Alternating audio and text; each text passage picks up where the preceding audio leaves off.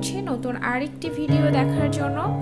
আশা করছি যে যেখান থেকে আমার ভিডিওটি দেখছেন সবাই ভালো আছেন এবং সুস্থ আছেন। আলহামদুলিল্লাহ আমরাও ভালো আছি।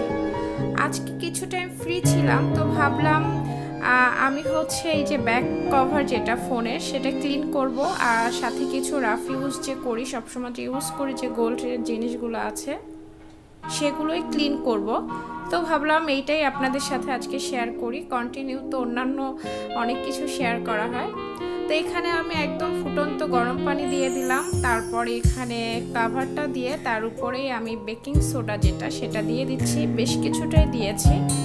এরপরে বাসায় যেহেতু হ্যান্ড ওয়াশ ছিল না, নর্মালি আমি হ্যান্ড ওয়াশটা ইউজ করি, তো এখানে আমি কিছুটা শ্যাম্পু দিয়ে দিলাম, দিয়ে এটাকে রেখে দিব। তার আগে রেখে দেওয়ার আগে আমি কিছুটা ব্রাশ দিয়ে কিছুটা আমি একটু মিক্সড করে নিচ্ছি যাতে পুরো কাভারটা মিক্সড হয়ে যায়। আমি অলওয়েজ এভাবেই ক্লিন করি, গোল্ডের জিনিসগুলো সেম প্রসেসেই ক্লিন করি, বাট কাভার নর্মালি আমি কখনোই ক্লিন করি নাই। আর এই কাভারটা প্রায় অনেক বছর হয়ে গেছে। আসলে একটা অনেক হেভি কাভার আছে আমার ফোনের। তো এটা যেটা হয়, আমি যখন ট্রাইপড ইউজ করি ভিডিও করার জন্য, তখন কিন্তু অন্যান্য যে কাভার সেটা লাগানো যায় না।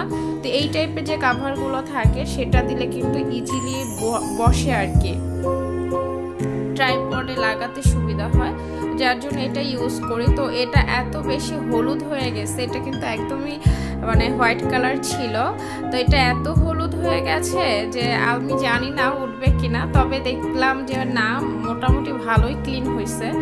আর এখন এই সেম পানিতেই আমি এই যে গোল্ডের যে জিনিসগুলো আছে সেগুলো দিয়ে দিচ্ছি। এখানে আংটি, চুড়ি, চেন, কানের দুল, ছোট ছোট যে জিনিসগুলো আর কি সবসময়ের জন্য ইউজ করি।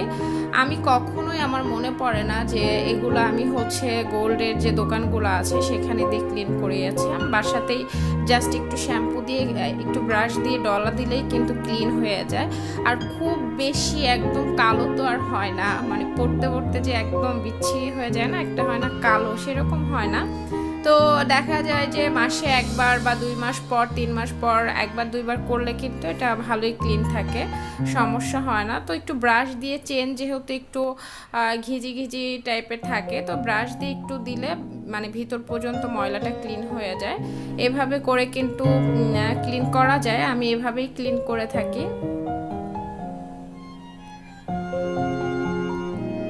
তো আশা করছি এই ভিডিওগুলো আপনাদের যদি একটু হলেও ভালো লেগে থাকে তাহলে প্লিজ একটা লাইক দিয়ে দিবেন। একটা লাইক দিতে তো কোনো সমস্যা হয় না।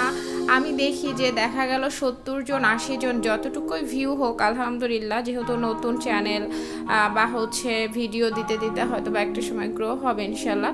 তো সেই অনুযায়ী কিন্তু লাইক পড়ে না। একটা লাইক দিলে কি সমস্যা, আমার মনে পড়ে না আমি আজ পর্যন্ত যত আপু ভাইয়াদের ভিডিও দেখি ফার্স্টেই কিন্তু একটা লাইক দিই, তারপরে ভিডিও দেখি, দেন কমেন্ট করি।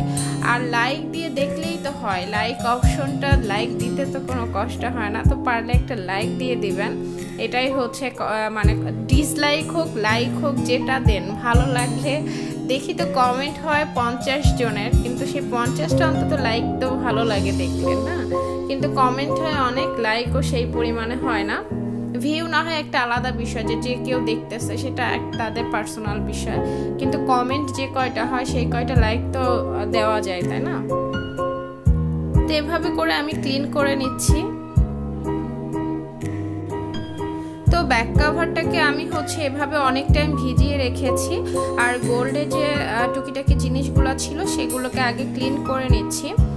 আসলে ব্যাক কাভার মনে হয় না চেঞ্জ করা দরকার আছে। এই টাইপের যে কাভারগুলা, এগুলা কিন্তু ক্লিন করে রাফ ইউজ যেহেতু করা হয়, আর আমরা যারা গৃহিণী আছি তারা তো রান্নাঘরে বেশি টাইম দেওয়া হয়, আমাদের রান্না বান্নার সময় হাতে বেশিরভাগ ময়লা থাকে, সেটা দিয়ে ফোন ধরা হয় আর কি।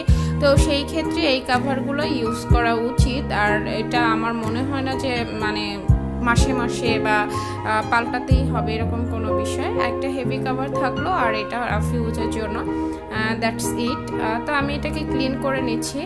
আর আমি ক্লিন করতে হয় না, আমি কখনো করি নাই, এইটাই ফার্স্ট টাইম আর কি।